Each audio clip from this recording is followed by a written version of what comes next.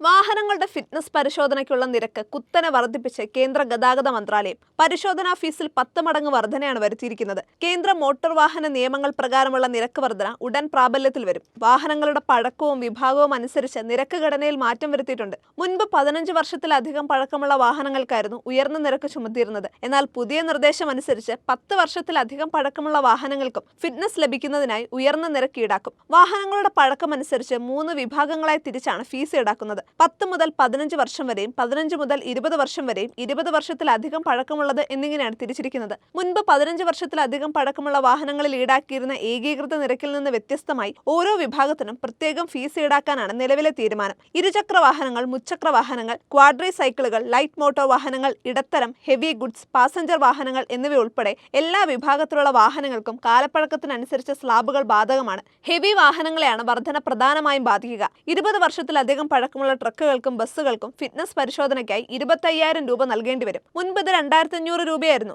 ഇതേ കാലപ്പഴക്കമുള്ള ഇടത്തരം വാണിജ്യ വാഹനങ്ങളുടെ ഫിറ്റ്നസ് പുതുക്കൽ ഫീസ് 1,800 രൂപയിൽ നിന്ന് 18,000 രൂപയെ വർദ്ധിപ്പിച്ചു. 20 വർഷത്തിലധികം പഴക്കമുള്ള ലൈറ്റ് മോട്ടോർ വാഹനങ്ങളുടെ ഫിറ്റ്നസ് ഫീസ് 15,000 രൂപയായി. 20 വർഷത്തിൽ കൂടുതൽ പഴക്കമുള്ള മുച്ചക്ര വാഹനങ്ങൾക്ക് ഇപ്പോൾ 7,000 രൂപ നൽകണം. 20 വർഷത്തിൽ കൂടുതൽ പഴക്കമുള്ള ഇരുചക്ര വാഹനങ്ങളുടെ ഫീസ് 3 ഇരട്ടിയിലധികം വർദ്ധിച്ചു. 600 രൂപയിൽ നിന്ന് 2,000 രൂപയായാണ് വർധന.